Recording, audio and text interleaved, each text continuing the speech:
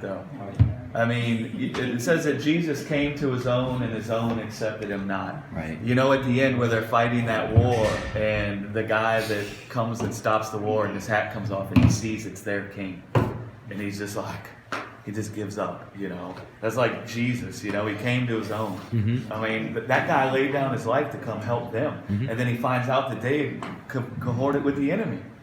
And that they were the ones leading the charge against them. And he is just broken on the inside, Yeah. you know. Yep. Yeah. Yeah, I get chills just thinking about that. You know, but that cry of freedom, it's a powerful thing. You know? And it has, at least for me, it has new impact and new meaning. Understanding, you know, where we've come from in the last 5 or 6 years, it has much more power. The word freedom isn't just, I mean, it's just not just a word anymore. It has real meaning. Yeah, freedom from the knowledge of good and evil. Yeah, right. Now I can see, even in this earthen vessel, I can live a life even in this earthen vessel that sometimes can look like it doesn't possess life and not judge it as being evil. Right. Do you see? Yes. Right? Before, based on what we could see in our earthen vessels and the fruit that was coming forth in our lives and what was going on around us, our conscience was corrupted with good or evil, where we judge ourselves as good or evil based on what we see manifesting. Right.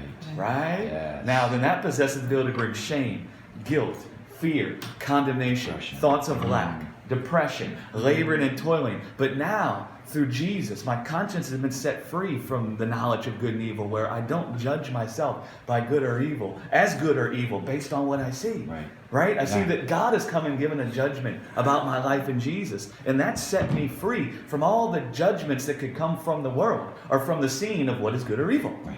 Right? Yes. You see, that's one of the big problems for Adam. And man, you could talk about the knowledge of good and evil and its application for your whole life and probably not exasperate it. But one of the things that happened from the knowledge of good and evil is that when Adam saw himself naked, he made a judgment that he was evil. Right. Right.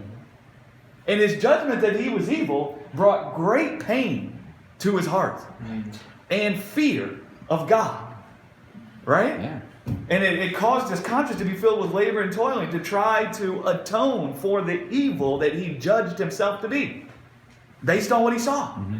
Right? And so what God come to do is come to clothe our heart with his judgment about our life, so our conscience can be washed clean from the judgment we make about ourselves based on everything we see going around as to whether we're good or evil.